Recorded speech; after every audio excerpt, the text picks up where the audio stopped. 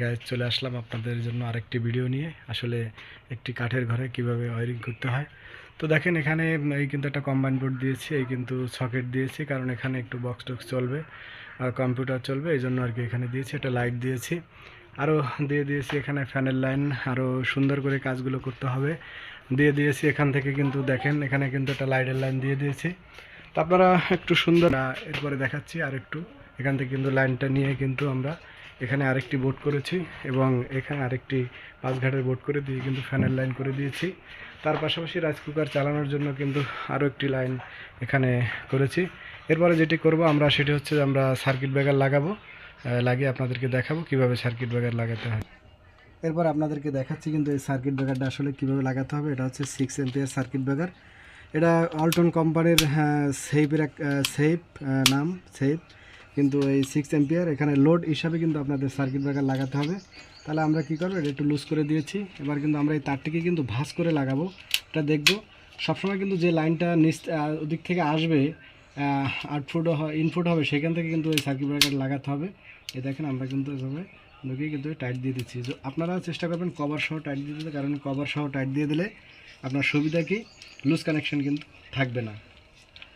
Guys, আপনাদের আমরা নিত্য নতুন অনেক ভিডিও দেখিয়ে থাকি। আমাদের ভিডিও কেমন হয় অবশ্যই কমেন্ট করে জানাবেন।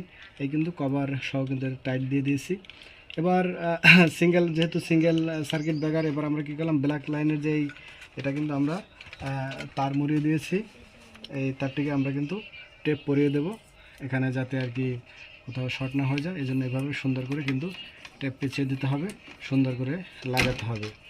তো আমাদের ভিডিও আসলে কেমন হয় অবশ্যই আপনারা আমাদের প্রতিটা ভিডিও কমেন্ট করে একটু জানাবেন।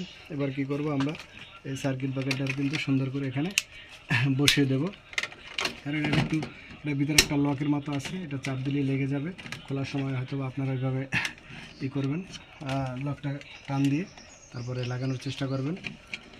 আমরা এই কভারটাকে লাগিয়ে দিলাম। এবার আমরা যেটা করবো, আমরা কিন্তু এই লাইনটাকে নিয়ে এসেছি কিন্তু এর ভিতরে একটা বোর্ড থেকে, এই বোর্ডটির ভিতর থেকে কিন্তু লাইনটা নিয়ে এসেছি। আমরা এই হোল্ডারটা খুলেছিলাম এবং আমরা মেইন যে সংযোগ, সেই সংযোগটা কিন্তু আমরা দেবো। এই দেখেন, এই সংযোগটা কিন্তু আমরা দিচ্ছি। তো আমরা কি করলাম, এখান থেকে ঢুকিয়ে সুন্দর করে লাইন দিয়ে দেবো, যাতে কোনো লুজ কানেকশন না থাকে। লুজ কানেকশন থাকলে অবশ্যই কিন্তু অগ্নিকাণ্ড ঘটতে পারে। অবশ্যই আপনারা ধৈর্যের সহিত কাজ করবেন। কাজ করার সময় অবশ্যই মেন সুইচ অফ করে নেবেন। এইভাবে সুন্দর করে কাজ করার চেষ্টা করবেন। আমি নিউট্রাল ঢুকিয়ে দিলাম। এরপর আমি কি করব, ফেসটাকে ঢুকিয়ে দেবো। এখানে লুজ করে কিন্তু ঢুকিয়ে দিতে হবে। আমি এর পাশেই দিয়ে দিলাম। এবার কিন্তু লাইন আমাদের হয়ে গেল লাগানো।